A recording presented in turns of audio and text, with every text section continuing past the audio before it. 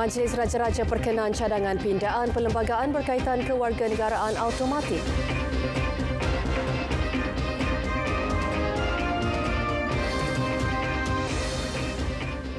Assalamualaikum, salam Malaysia Madani. Susulan hujan berterusan sejak semalam, 8 pusat pemindahan sementara PPS dibuka di Kelantan pagi tadi. 277 penduduk daripada 72 keluarga di daerah Kuala Krai dan Tanah Merah dipindahkan ke PPS setakat 12.30 hari tadi. Menurut info bencana Jabatan Kebajikan Masyarakat, 7 PPS dibuka di Kuala Krai dengan menempatkan 266 penduduk terjejas banjir daripada 68 keluarga. Ia membabitkan antaranya PPS Pusat Komuniti Cucu Puteri A, Sekolah Kebangsaan Cenulang dan Madrasah Kampung 10. Manakala berdasarkan laporan Balai Bomba dan Penyelamat Tanah Merah, 11 penduduk terjejas banjir daripada 4 keluarga dipindahkan ke PPS SK Kelewe. Sementara itu, menurut laman sesawang Public Info Banjir JPS, 3 sungai utama di Kelantan berada di tahap melebihi amaran. Ia melibatkan Sungai Lanas di Air Lanas, Jeli, Sungai Nal di Sungai Nal, Kuala Krai dan Sungai Kelantan di Kampung Temangan, Machang. Sementara di Kuala Selangor, 75 penduduk daripada 26 keluarga terjejas banjir dipindahkan ke 2 PPS sejak malam tadi. Ia susulan hujan lebat petang semalam. Sekretariat Jawatan Kuasa Pengurusan Bencana Angkatan Pertahanan Awam Malaysia APM Selangor memaklumkan kesemua mereka berlindung di PPS Sekolah Kebangsaan Jaya Setia dan Balai Raya Parit Mahang. Laman web Public Info Banjir @water.gov.my memaklumkan arah sungai di Sungai Bernam di Kampung Sungai Selisik Hulu Selangor pula melepasi paras bahaya dengan 27.1 meter, namun dalam trend menurun setakat 9 pagi tadi.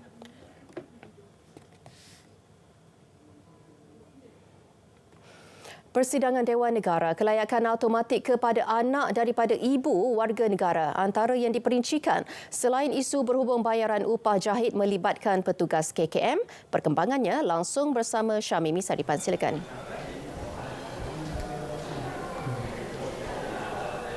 Baik Fatul, terima kasih. Majlis Raja-Raja telah memberi perkenaan kepada cadangan pindaan pelaksanaan persekutuan berkaitan hak kewarganegaraan. Ini termasuk meletakkan perkataan ibu warga negara Malaysia bagi melayakkan anak mendapatkan kewarganegaraan secara automatik. Apakah perkara-perkara utama yang menjadi isi kandungan pindaan itu? Pertama, hasrat kita adalah untuk meminda perkara 14.1b, iaitu memasukkan perkataan ibu. Jadi warga negara anak boleh diperolehi jika sekiranya bapa atau ibu, asalnya bapa, kita masuk perkataan ibu, atau kedua-duanya sekali. Jadi ini akan menjadi warga negara secara kuat kuasa undang-undang.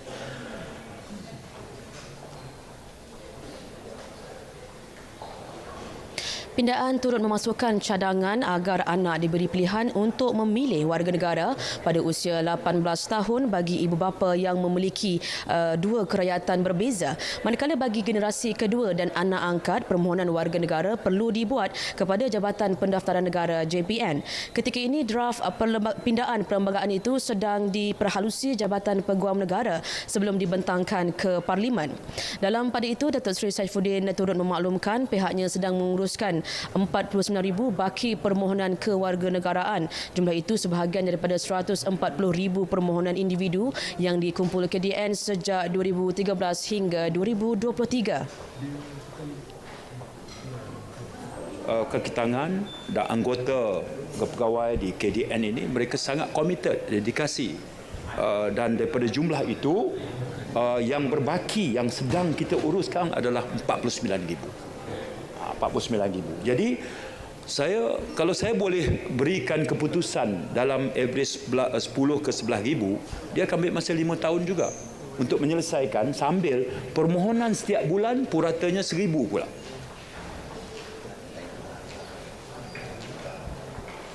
Mengulas mengenai isu sama di Sarawak, KDN juga telah meluluskan 1,500 permohonan tahun ini. Kaedah dibuat menerusi pelaksanaan sesi pendaftaran bersama JPN yang dilakukan di 3 rumah panjang pada bulan lalu. Baik, sementara itu lebih 5,000 lubang di Jalan Persekutuan Semenanjung Malaysia telah ditampal dalam masa 24 jam selepas dilaporkan. Ini menjadikan pencapaian 100% program Aku Janji Sifar Lubang Zero Potholes bersama syarikat konsensi pembaikan jalan terlibat. Jelas Timbalan Menteri Kerja Raya Datuk Seri Ahmad Maslan, komitmen itu dijayakan dengan kerjasama syarikat seperti Roadcare yang menyelenggara laluan persekutuan di Selangor, Kelantan, Terengganu dan Pahang.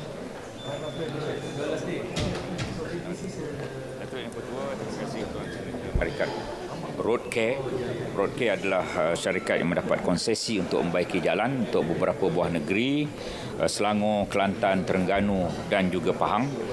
Dan sebenarnya apa yang diberikan tugasan kepada mereka dalam perjanjian konsesi itu, yang pertama mereka hendaklah melakukan mandatory rutin 2 kali dalam masa seminggu, dan mereka kena ronda keseluruhan jalan. Kalau mereka dapat 4 negeri, seluruh jalan persekutuan di 4 negeri itu mereka kena ronda dalam tempoh 2 kali seminggu, dan seterusnya mereka hendaklah melaporkan pemeriksaan dan pembaikian. Dan pembaikian itu bukan mereka baiki tanpa kita periksa semula. Kita ada kaedah-kaedah beberapa ujian untuk memastikan apa yang dibaiki itu adalah memenuhi spesifikasi. Sebarang aduan mengenai kerosakan jalan boleh disalurkan menerusi aplikasi My Jalan. Baik, 92.6 juta ringgit bayaran upah jahit telah dibayar kepada kakitangan Kementerian Kesihatan setakat bulan lalu. Timbalan Menteri Datuk Lukanisman Awang Sauni menjelaskan pihak syarikat yang bertanggungjawab membekalkannya telah digesa menyegerakan pembekalan tahun ini. Ia bagi memastikan urusan pembayaran upah jahit dapat dibuat sebelum tahun 2023 berakhir.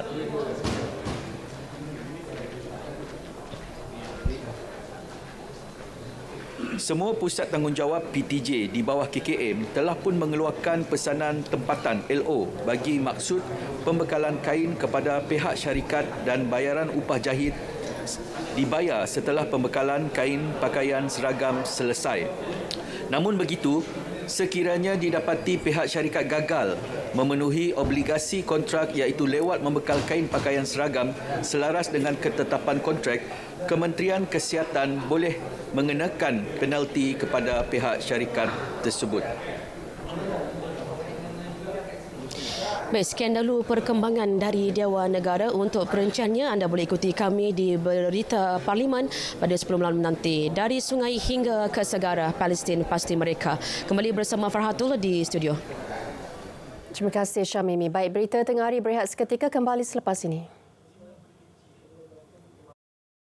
Shopee hari jadi, Shopee jualan hari jadi. Promo hebat harga rendah hari-hari, penghantaran percuma hari-hari. Hadiah hebat beli setiap hari. Shopee jualan hari jadi, beli sekarang. Memperkenalkan kau di Medicard untuk saya dan kamu. Saya macam mana? Saya macam mana? Saya macam mana? Saya boleh ke? Kau di Medicard dari RM38 sebulan untuk kamu dan kamu. Kau Tim!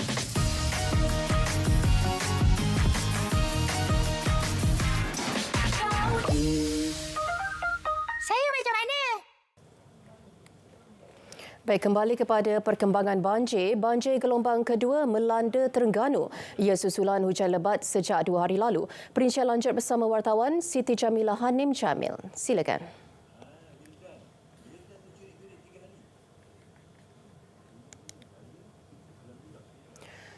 Baik, kita akan kembali kepada Siti Jamilah seketika nanti. Sementara di Perak, 20 penduduk terjejas banjir daripada 10 keluarga di Larut Matan dan Selama dipindahkan ke sebuah PPS malam tadi. Ia susulan hujan lebat lewat petang semalam. Sekretariat Jawatan Kuasa Pengurusan Bencana Angkatan Pertahanan Awam Malaysia APM Perak memaklumkan kesemua mangsa yang terdiri daripada penduduk kampung Matang Gelugur itu ditempatkan di PPS Masjid Al-Wusta Batu Lapan. Sementara itu, Jabatan Meteorologi Malaysia (Met Malaysia) meramalkan hujan lebat dan ribut petir akan berlaku di kawasan Hulu Perak hari ini. Laman web publicinfobanjir.water.gov.my melaporkan arah Sungai Bidor di Cangkat Jong pula melepasi paras bahaya dengan 3.57 meter pagi ini berbanding paras normal iaitu 2 meter.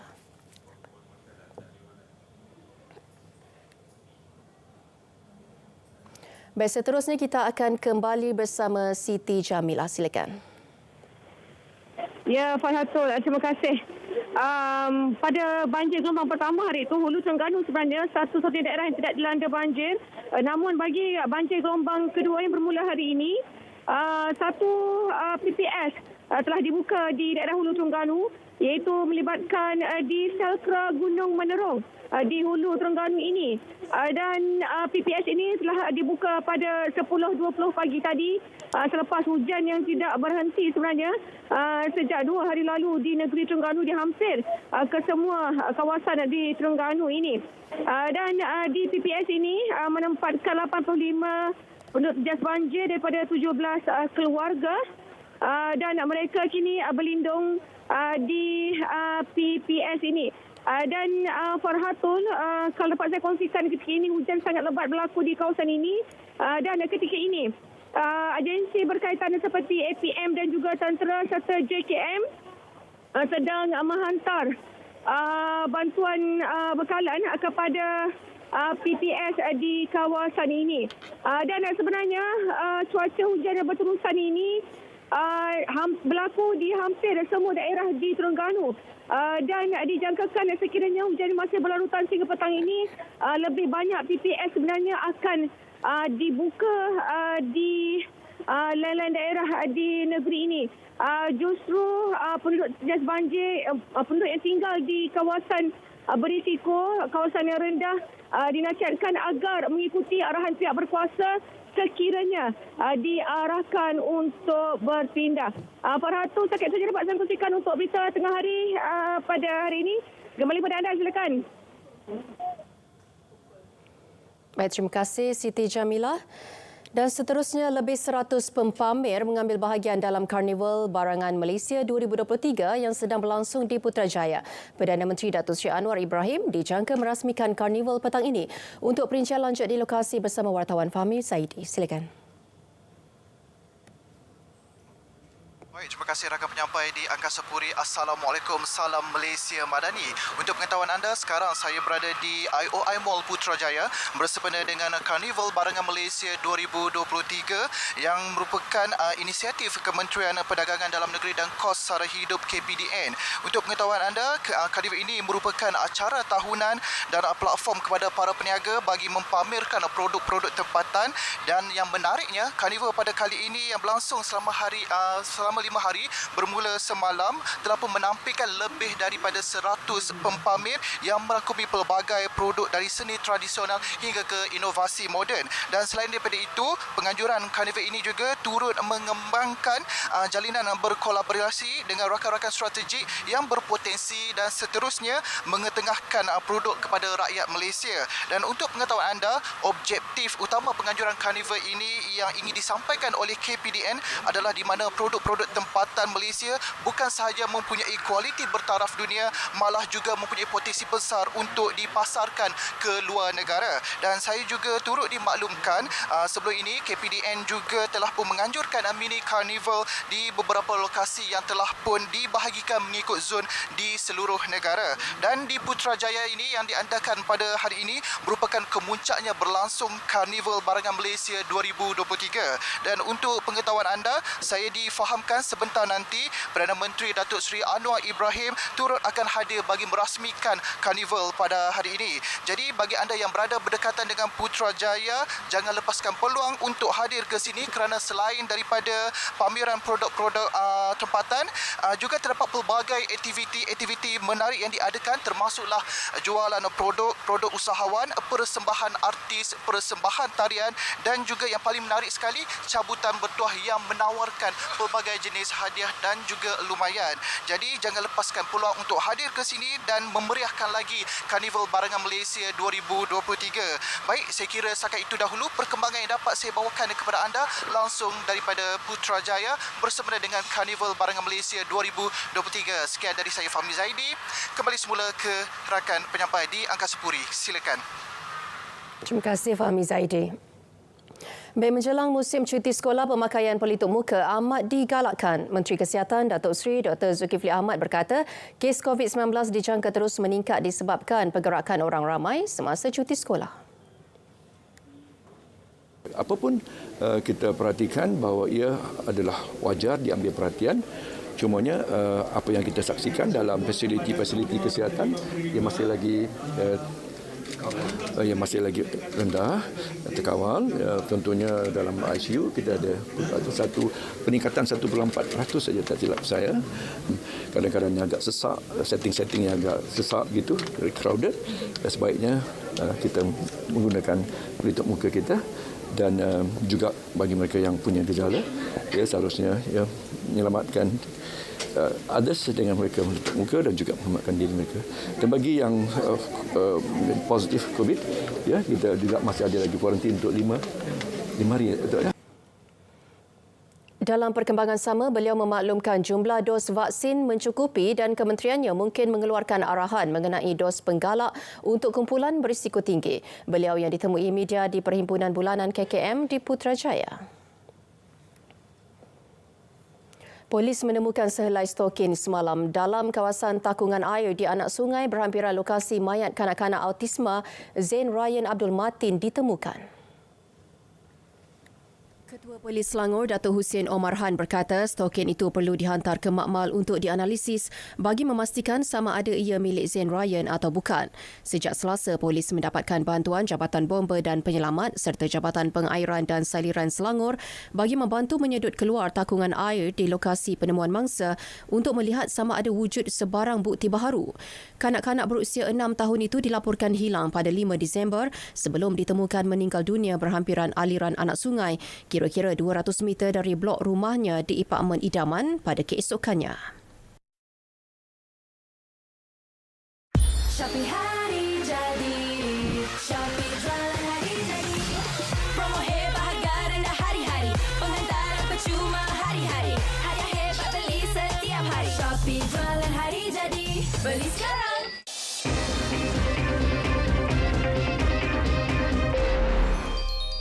Industri bekalan elektrik memerlukan pembaharuan menyeluruh bagi membolehkan pengembangan sektor tenaga boleh baharu. Menurut Institut Demokrasi dan Hal Ehwal Ekonomi IDEAS, langkah reformasi akan menggalakkan daya saing pasaran selaras prinsip asas Pelan Hala 7 Peralihan Tenaga Negara NETR. Cadangan itu dikemukakan IDEAS dalam laporan bertajuk Kebercualian Daya Saing dalam Sektor Tenaga Malaysia menghapuskan halangan demi industri tenaga yang lebih hijau dan inovatif. Laporan itu merungkai aspek penting industri tenaga termasuk cabarannya dan cadangan Hala 7 bagi membolehkan peralihan lebih lancar dan cekap ke arah penggunaan tenaga boleh baharu di Malaysia. IDEAS dalam kenyataan memaklumkan model bekalan tenaga bersepadu yang diamalkan sejak dahulu telah berjaya menyediakan sumber tenaga yang berpatutan kepada rakyat Malaysia. Bagaimanapun ia tidak seiring dengan hala 7 negara ke arah sumber tenaga bersih, berkala dan tidak berpusat. Pada masa sama, sektor tenaga Malaysia juga perlu menyaksikan peningkatan pelaburan dan inovasi agar matlamat pelepasan karbon sifar bersih dapat dicapai dalam masa terdekat. Bank Islam Malaysia Berhad dan Amanah Warisan Berhad Awaris bekerjasama memperluas akses perkhidmatan serta meningkatkan kesedaran mengenai perancangan harta pusaka. Pengarah Pengurusan Kekayaan Bank Islam Zahara Abdul Muttalib berkata, melalui kerjasama ini bank tersebut berperanan sebagai saluran pengedaran bagi penyelesaian holistik pengurusan pewarisan awaris. buat masa ini kita ada 5 produk ya yang available melalui platform Bank Islam, yang mana kita ada penulisan wasiat, 2 kategori, kategori Premier dan juga kategori Platinum, dan on top of that kita juga ada Estate Administration. Perkhidmatan pengurusan pewarisan ini terbuka kepada pelanggan bukan dan beragama Islam. Ia seiring aspirasi bank untuk menyediakan penyelesaian keuangan lengkap mengikut keperluan pelanggan. Pelanggan boleh mendapatkan kesemua perkhidmatan di 135 cawangan bank Islam seluruh negara. Beliau berkata demikian selepas Majlis Pemeteraian Memorandum Perjanjian yang turut disaksikan Ketua Pegawai Eksekutif Kumpulan Bank Islam Datuk Muhammad Muazzam Muhammad dan Ketua Pegawai Eksekutif dan Pengarah Urusan Awaris Datuk Ahmad Saruji Abdul Aziz. Nilai ringgit meningkat dan dibuka lebih tinggi pagi tadi apabila indeks dolar Amerika Syarikat merosot. Ia susulan Rizab Persekutuan Amerika Syarikat memberikan isyarat jelas mengenai pendirian monitorinya untuk tahun depan. Pada 12 tengah hari, ringgit diniagakan pada 4.65 berbanding dolar Amerika. Berbanding dolar Singapura, ringgit disebut pada 3.50 dan berada pada 3.29 berbanding yuan.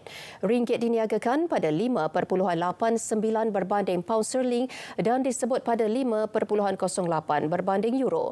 Manakala berbanding baht, ringgit didagangkan pada 13.24. Bursa Malaysia dibuka lebih tinggi pada sesi awal dagangan pagi tadi mengambil petunjuk daripada prestasi semalaman Wall Street yang kukuh.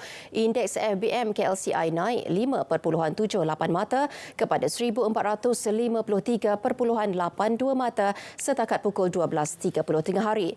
Kaunter paling aktif menyaksikan saham Sapura Energy kekal tidak berubah pada 5 sen, manakala SM Track naik setengah sen kepada 4.5 sen dan Mindtech bertambah 2.5 sen kepada 9.5 sen.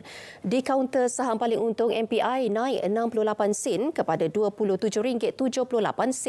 Petgas bertambah 28 sen kepada RM17.10 dan FAN meningkat 24 sen kepada RM27.70.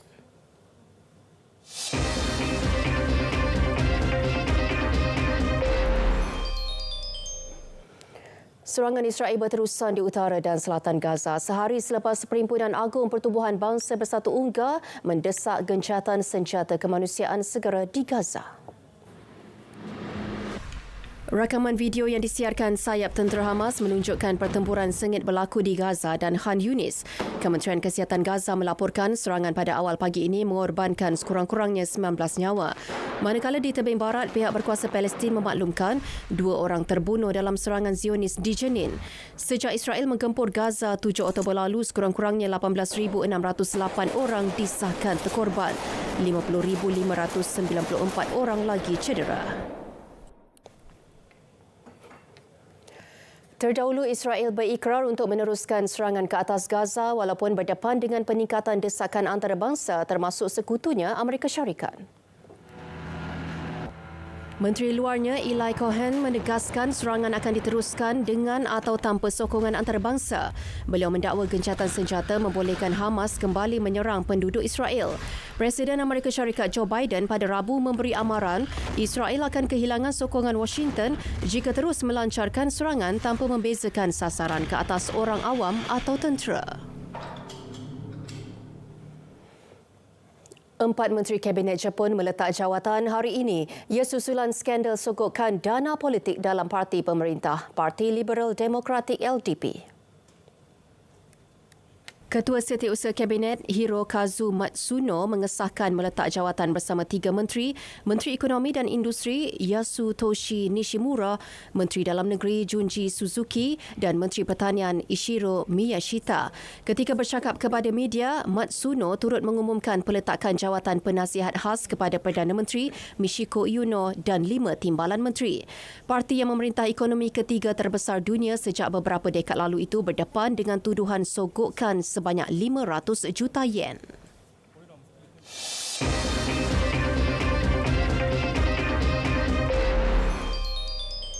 Aksi jelajah dunia akhir BWF bergu lelaki negara Eritrea Soh Woyik bermula kurang baik apabila tewas kepada Takuro Hoki Yugo Kobayashi pada aksi pembukaan kumpulan A di Hangzhou, China. Dalam saingan tersebut, Aaron Wojcik yang berada di ranking ketiga dunia gagal mendominasi permainan dengan baik sekaligus membenarkan lawan dari Jepun itu meraih kemenangan set pertama 21-16. Aaron Wojcik bangkit bertenaga pada set kedua untuk melakar kemenangan 21-14 ke atas bergu ranking ke-7 dunia itu. Di set penentuan, Aaron Wojcik ketinggalan 8-11 sebelum berjaya mengikat kedudukan 15-15 tetapi mereka gagal mengekalkan rentak permainan sekaligus tumpas 18-21 dalam pertarungan selama 62 minit. Menjelang aksi Piala AFC Kumpulan H malam ini, Sabah FC tetap optimis mampu meraih 3 mata dalam aksi menentang PSM Makassar di Stadium Likas biarpun tanpa dua tonggak utamanya. Malam ini, Sabah dijangka tidak dapat menurunkan Gary Steven Robert dan Gabriel Perez. Menurut Ketua Pasukan, Pak Teisu, beliau yakin dengan kemampuan pasukannya dan berupaya meraih 3 mata untuk kekal pendahulu kumpulan. Untuk kami yang last 2 game untuk musim ini, so kami mau harus menanglah di Likas. Tim Makassar pemain yang bagus, ada yang kualiti dan import pun bagus diorang. So saya rasa tidak senang besok, tapi kami akan buat yang terbaik. Ketika ini, Perez, penggempur utama The Rhinos, telah meledak 5 gol sepanjang kempen Piala AFC musim ini. Sementara Gary telah diturunkan 4 perlawanan dan meledak 1 gol. Aksi antara Sabah dan PSM Makassar akan berlangsung pada pukul 8 malam ini. Dalam pada itu, impian Terengganu FC TFC untuk mara ke peringkat separuh akhir zon ASEAN bagi Piala Konfederasi Bola Sepak Asia AFC tidak kesampaian biarpun mencatat kemenangan 2-0 menentang Bali United FC malam tadi. Pada perlawanan terakhir kumpulan G yang berlangsung di Stadium Sultan Mizan Zainal Abidin itu menyaksikan TFC gagal menghasilkan jaringan besar untuk mengatasi kelab Kemboja Phnom Penh Crown FC naib juara kumpulan F untuk layak ke peringkat kalah mati. Terdahulu, aksi babak pertama menyaksikan percubaan Habib Harun pada minit ke-21 berjaya ditepis keluar penjaga gol lawan Muhammad Ridho.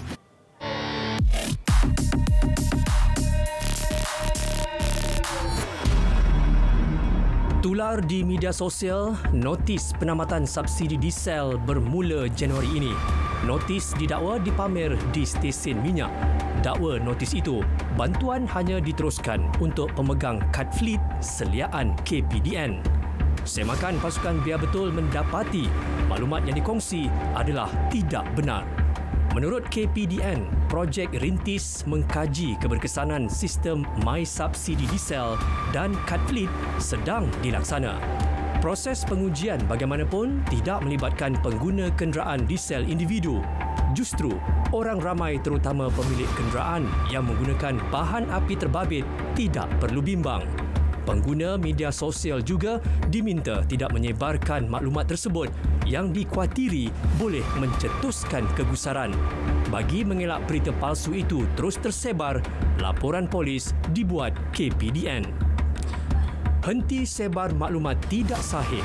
Penyebaran maklumat seumpama ini tidak mendatangkan faedah. Malah, si kaki tular berisiko untuk diambil tindakan. Terima bahan fitnah atau disyaki tidak betul, segera lapor ke MCMC. Biar betul, tak pasti, jangan kongsi.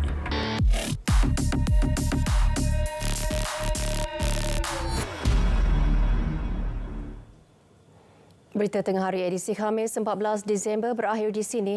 Dari sungai ke segara Palestin, pasti merdeka. Malaysia Madani tekad perpaduan penuhi harapan. Assalamualaikum.